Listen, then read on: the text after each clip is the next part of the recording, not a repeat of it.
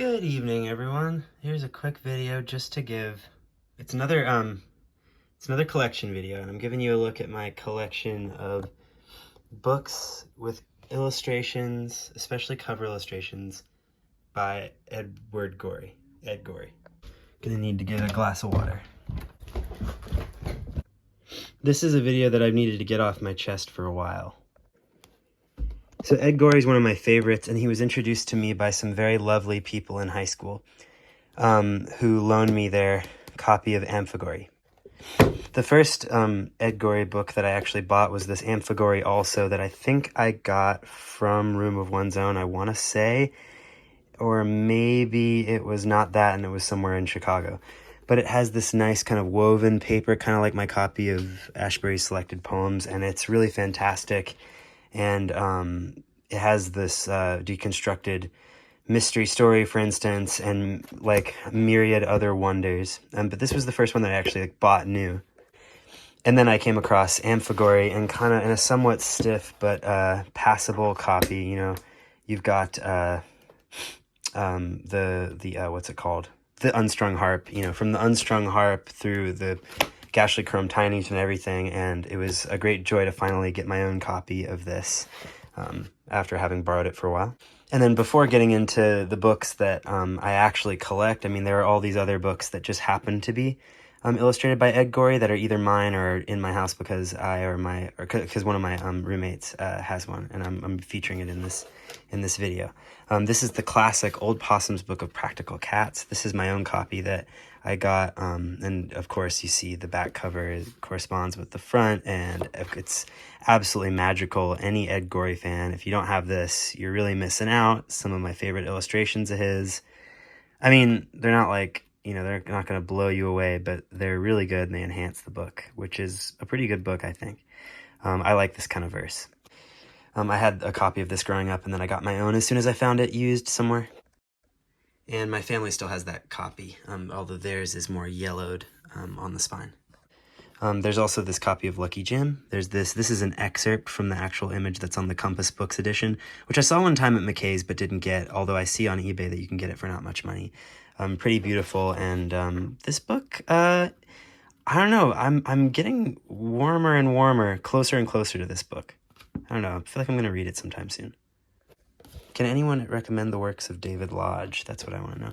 Anyway, I think this is a beautiful illustration. The Compass Books edition is, of course, much prettier than this Penguin Classics book that kind of abridges the original design of the paperback. You've got The Unrest Cure and Other Stories by Saki, illustrated by Ed Gorey. You've got some figures on the cover. It's one of those New York Review of Books Classics editions. And this one I haven't gotten to yet, but oh my, I love the way he does rain. Some of these John Bellairs ones are some of the finest ones. I mean, like the shock of the color of this, when you're used to encountering the pen line kind of monochrome of Ed Gorey's work is really beautiful. This is the special school edition. That's a sticker. That's the spine to fit it, and then you've also got another illustration on the back of a ghost coming out of a window. It's really quite incredible. There aren't any other illustrations by Ed Gorey in the inside, but it's I'm sure this is a good book, and I'm glad to have it. Glad to have it nearby. It's not actually my book. There's also The Stolen Lake, not actually my book. This is more of what I consider to be a classic color palette. The whole book is designed. The spine is drawn by Ed Gorey too, which is how I first recognized it as an Ed Gorey book. And this was found used, and it's really amazing. I also hear that the book is very good. I hear that Joan Aiken is amazing. But now we're getting to my actual collection that I actually collect. Let me have another sip of water. So I'm pretty sure this collection is worth a bit of money. If you want to get one of these, it's like, you know, between like $20 and $50 if you just want to like eBay one at the drop of a hat. So I'm pretty proud of this. Mostly found it in used bookstores, especially Paul's Books in Madison, Wisconsin. This is the least remarkable one. It's still in print. It's his cover for The Captain's Daughter and Other Stories. It's not one of my favorite covers. I feel like it might be better in a less shiny edition where maybe this black could have more texture in it. and maybe there could be less glare kind of distracting from the image at all times, but it's still amazing. Of course, the typography is incredible, and it's got one of my favorite spines, even if it isn't my favorite book in the collection or the one I feel most fondly towards, because of its commonness. But yeah, the spine is absolutely fantastic, and I'm sure that the text inside is great as well. Next, we've got the Notebooks of Multilords Brig. Not one of my favorite ones, but it's interestingly one of the ones when he was illustrating for Capricorn books, and it's quite nice. I think the emptiness might be apropos for the book. I haven't read the book. I have his Trellis and Cressida here. Kind of a standard. He did a lot of things like this. We'll see in my editions. He did a lot of these for vintage, just kind of covers where some figures from the book, Trellis and Cressida themselves, for instance, are just there. And of course, you've got the nice typography on the spine. I mean, really, the spines are half the joy in owning these. I mean, that might be an exaggeration. This one's cool. Cecil Day Lewis's translation of the Aeneid of Virgil. I really am into this. There's no other kind of color palette like this, I think, in all of the color covers he did, or if there is, I just don't have it. This is kind of fresher. It seems like maybe a reprint of maybe something that might have come out in the 50s. Like you see, it's $250. That's a bit expensive. Or maybe he just did this one later. Let's take a look. It says Anchor Books Edition 1953. I don't know. Seems like a printing from after 1953, though. This is my most recent acquisition. Interestingly enough, I found a copy of this also for sale at McKay's. There's one maybe there right now in their mass market paperback section. This is The Masters by C.P. Snow. Kind of a standard kind of cover. It has echoes of his What Maisie Knew cover and his Redburn cover. But it's got a nice gray to it. There's a lot of kind of notes to it, and the spine is just unmistakable. I hadn't heard of this book, but just got it because it fits into my collection, which is of specifically like mass market paperback books illustrated by Ed Gorey. My fantasy really is to have Ed Gorey illustrated covers like these like widely available, so that ones with the durability of this Pushkin one are just readily found with covers as good as these. Next is Victory by Joseph Conrad. He likes doing these very zoomed out landscapes, and I like the orange here. Not as excited about the book for some reason, although I know it's probably a absolutely fantastic book. 95 cents, that goes to show that it's actually from like the 50s, because that would be more of the actual... I guess I got it for $1. Jeez, from where? It's got, furthermore, a frontispiece here, which is really beautiful. Let's see if we can see what year it's from. Yeah, cover and typography by Ed Gorey. Yeah, so this is another beautiful one. It's not in the cream of my crop. And now we're getting to like the cream. These are the ones that I'm most interested in. Therese, another one of his zoomed out landscapes with these faint trees that are disappearing. The previous owner of the book like colored in the letters there, which I think is kind of charming. And kind of wrote all over it. This book probably has fallen a bit out of fashion, but I bet it's good. And I feel like I would read it in this edition because it's already so battered that I wouldn't feel too bad, incurring more damage to it, like I've done for my Laughter in the Dark book. Although I do think this one's a little rarer, I want to say. And this one, in my experience, hasn't been very rare. I've seen it around a lot. I mean, I got a copy and I haven't gotten doubles because I want to leave other people some of these Ed Gorey ones. But I really like this cover of Redburn. I love the sexual tension in everyone's gazes. How many cents here? You can't really see. Probably 95 cents. Somebody colored it over.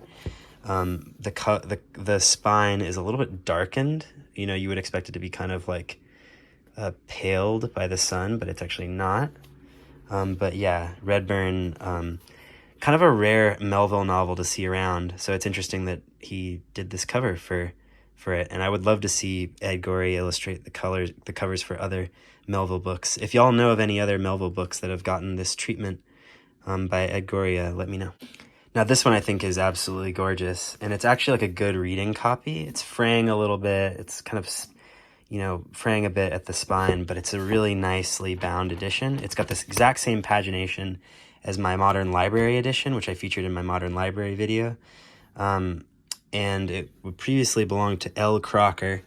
And yeah, I just think it's really gorgeous. You've got Tom Jones kind of frolicking about. You've got an exaggerated whiteness to his shirt there, which is just a nice pop. And you've got this bright, bold red. It's kind of like clear that Ed Gorey understood the importance of this novel. And also, you also get Tom Jones hanging out on the spine, which is cool. It's rare to get, I think, a complete image like that on the spine of an Ed Gorey edition. Next, we have The Ambassadors. This one I just love because I'm a huge Henry James fan, and I know Ed Gorey was not a Henry James fan, I want to say. And my high school English teacher was a Henry James fan, and I remember my high school English teacher telling me, I was like, why do you love Henry James? And he's like, probably the same reasons that Ed Gorey doesn't like him. But the austerity of this one really can't be beat. What price we got on it? $125. This one's got a stiffer binding. I don't think I would actually read this book, read this copy, but it belongs to my collection and it's gorgeous.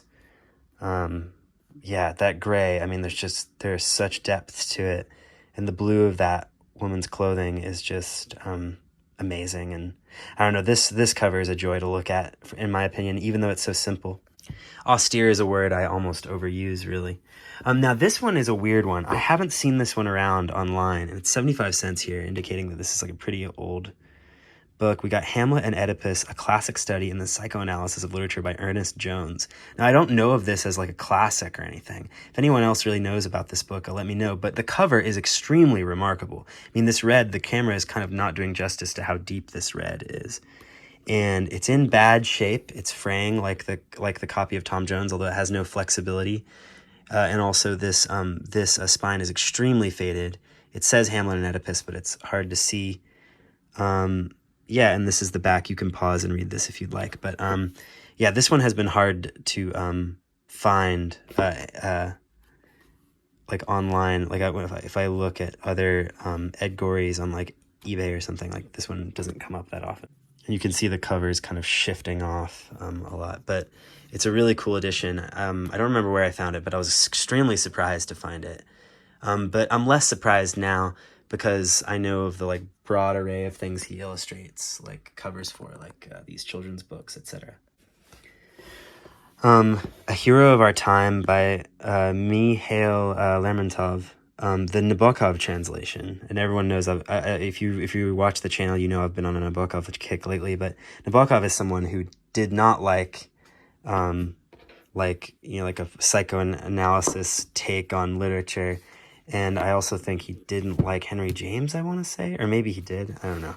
But anyway, the green on this is beautiful. This one's in pretty darn good shape. I love the way the cover wraps around the spine. One of my best ones. And then we're kind of at the cream of the cream. This is the so Gorey-esque cover of What Maisie Knew. It's really beautiful. The mustard drapes matching the dress and the forlornness of this girl and just the setting. It screams the carpet, the cursive down there. It just screams Ed Gorey. It's got everything I want in one of these. The spine is nice and understated. This is kind of too good to be true. When I found this, I almost couldn't believe it. I have kind of cooled on this collection lately. I'm not desperately hunting for other things, but whenever I find an Ed Gorey cover in a mass market that's cheap somewhere, I go ahead and pick it up because this collection doesn't really take up super much space, and I have been wanting to show it to somebody, i.e. y'all. And then this is my favorite one, kind of by far. You can't really tell here, but this is his cover for Amerika by Franz Kafka, and just the sense of depth between that hazy distance and this dark foreground is enough to really make this blow your mind. Those clouds, the way they pop out when you actually see the book in person, those are even farther away and much brighter than they appear here. Oh my gosh, this is my best one. What's more, you've got a wraparound here, and you've got this, the skyline continuing onto the spine, and Franz Kafka, Amerika, kind of in like a diagonal style there, and you've got anchor A49 down there, the floor, the shadowy floor here, continuing. I think this is just about the finest Ed Gorey cover that I own, and yeah, I just wanted to show it to you all. So everybody, thanks for bearing with me. I just I've meant to do this for a while. I like doing these kinds of collection videos because they kind of take bigger, broader pictures of things that I've done with physical books over the years, and they also kind of help me take stock of what I've got around. I may make more of these sorts of collection videos but off the top of my head, I'm like, what collections do I really have? I mean, I really do think that this Ed Gorey collection is really the only time I've ever, I think, collected something that's truly, like, rare, I think. I think this is different in its flavor from any other collecting I've done in the past. Yeah, and so... And I'm trying not to be super neurotic about these or whatever. Like, if you have a case for why you need one of these and you want me to send you one, like, please let me know, and I can maybe we can arrange something or something. But anyway, thank you for your patience with this video. Happy reading today, everybody.